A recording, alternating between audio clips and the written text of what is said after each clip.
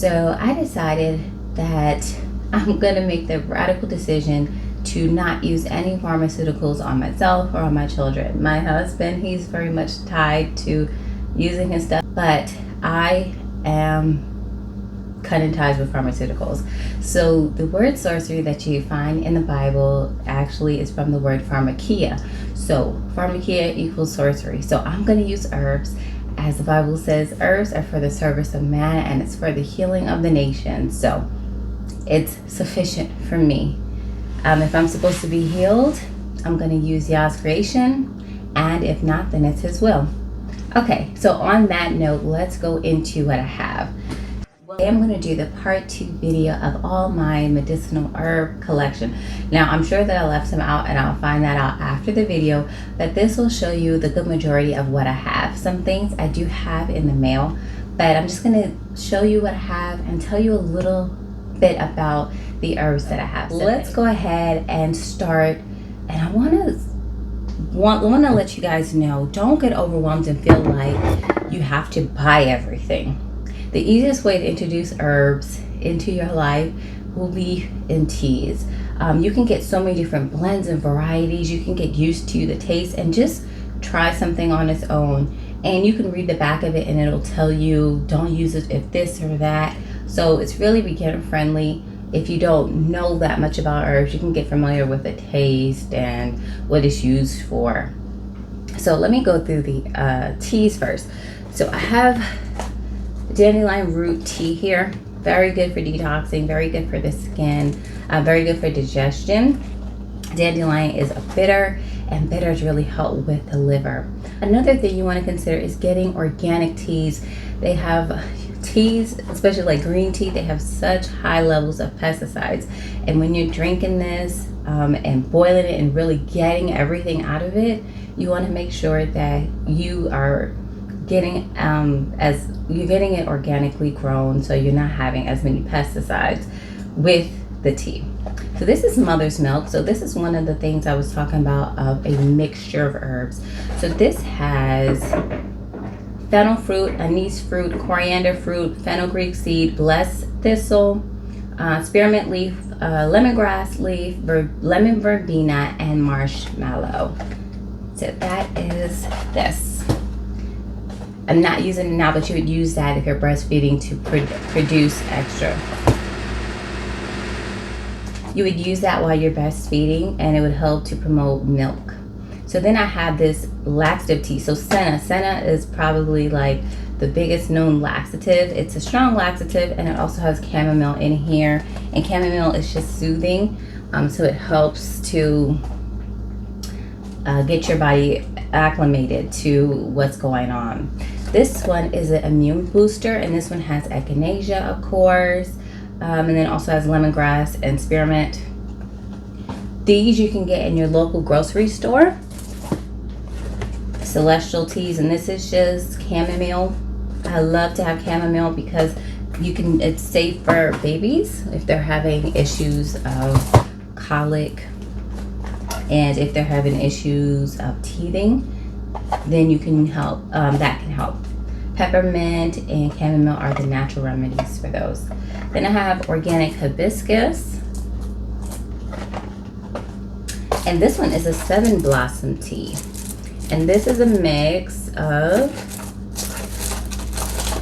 okay, where's the ingredients? This is a mix of, it has starflower, linden, lemon balm, passion flower, peppermint leaf, spearmint, valerian root, and orange oil.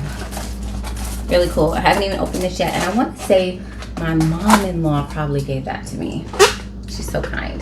Okay, so I also want to let you guys know a lot of things that you already have in your kitchen are medicinal. Cinnamon has so many good uses. And you can also use this in beauty products, like for your face. It can help with inflammation.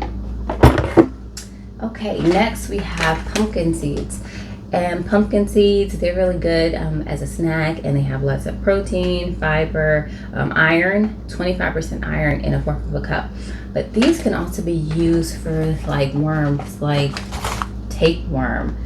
So that's really good to know.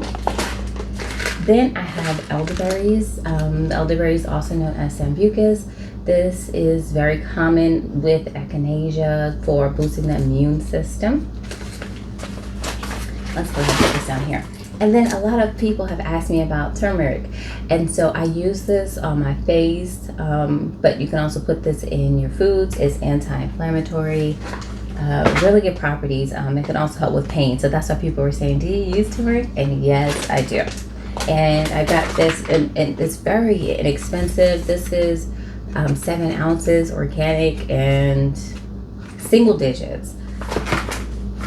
Next, I have spirulina. So this is blue-green algae. Now, if you actually get blue spirulina, it's even more potent. Now, the algae are really good for like detoxing, but this has high levels of B12. So it's fairly popular for vegans because usually meat is the choice of getting B12 for most people's diet. Also has high vitamin A. And so you can just have the powder or crush up the tablets and put that into your smoothie. And I actually have a video that's going to be talking about how to make your smoothie healthier. So I'll go ahead and link that, but when it comes out, because I don't know if it's going to come out before this one. Next, we have fenugreek seed. Now let me open this up and show it to you guys. They look like little pebbles, and if you try to bite on one of these things, they're so small, but they're like biting little rocks. And so if you just made a guess, what would it be good for? They're good for kidney stones. But fenugreek, as you saw, it was also to help promote lactation. So it has tons of different benefits. But that's just one way to remember one of the main uses for it. Here we have some star anise. Let's see. Here, this should be my willow bark. Yes, I talked about this in my 5 herbs for pain because this is a natural source of aspirin. Very good for pain. Also, it has salicylic acid, so it's good if you want to use it on your skin. Next, I have some marigolds. And marigolds is really good for the skin. It's good for healing as well. And another thing that you can use it for, which is what I'm using it for, here is it can help with sinus drainage. So that's what I'm using it for. So here I have a clay, and this is bentonite clay. Now clays are really good as well because they can help pull toxins out, heavy metal toxins. And if you have like a splinter or anything where you really need to draw something out, you can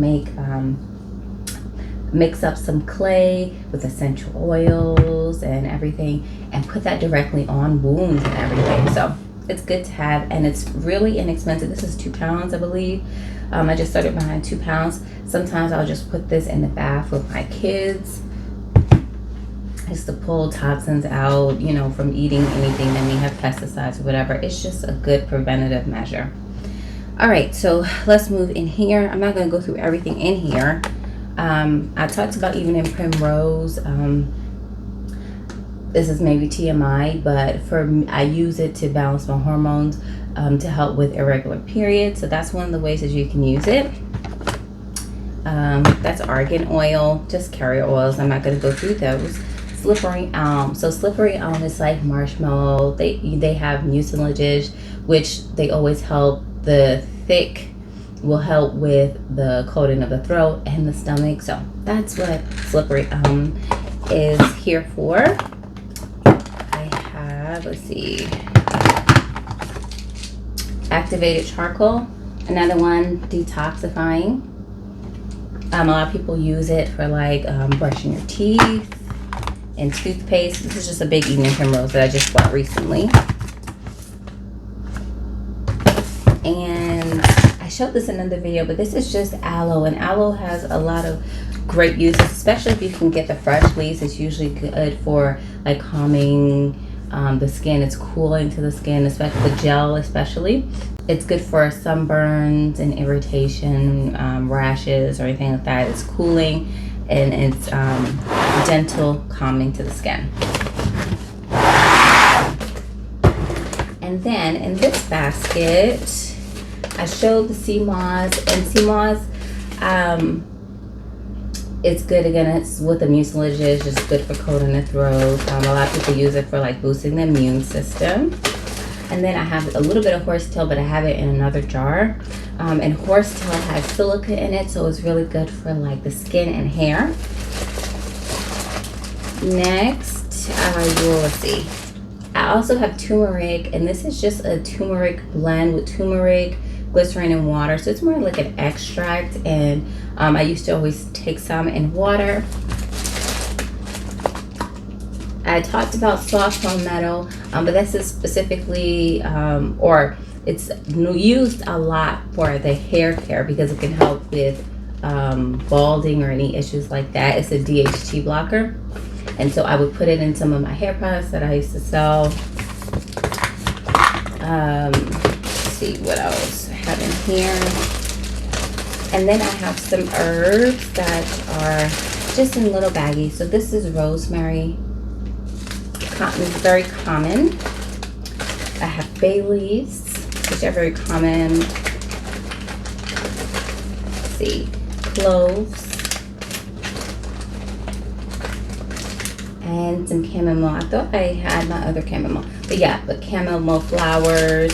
I like to have, you know, just more like the powder teas. Those are just really easy to use when you need it. But then I also like to have like the whole flowers, and I can use it in all kind of things like potpourri or things like that. And so that's everything that I have for this video. I have some really exciting news. Hopefully to all of you all that are really interested in herbs that are still here in this video. Thank you to all those who do support me, and please be sure to share this video out to others. I really think that it could be helpful. I'm not a medical professional, so always consult with a medical professional before you use any kind of herbs, because they can have reactions to certain medications, or you may have allergies that you're not aware of.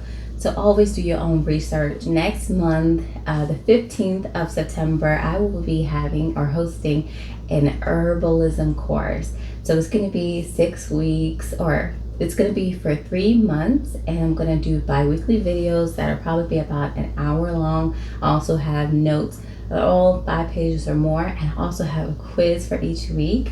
And so I'm really excited about it, and I hope you guys will either join down below. It's a certain membership where you can get all those videos. Not only that, but I'm also going to have like other resources for you guys, and I'll probably have some for each week where you can look at additional videos of different herbalists and lectures. There's also downloadable PDF and even a downloadable PDF book. So this is really good information, and I'm sure that you guys will learn so much. And I spaced it out in 2-week increments because it's gonna take time to digest everything, and you're gonna be learning from a whole different perspective than what you usually will learn. Most of what we learn is from standpoint from Western medicine, but I'm going towards looking at some of the older, more ancient medicine studies, and bringing that information to you and really making it understandable, not just memorization, but even just like I showed how you can remember about fenugreek, one of its properties, from the way it looks, the colors, and all that. I'm going to be showing you guys pretty much everything that I know. So I hope you guys will check it out and join the membership, or check it out on my website, and I'll start having the link down below. So if you enjoyed this video, please comment or share the video, and I'll see you next time. Bye.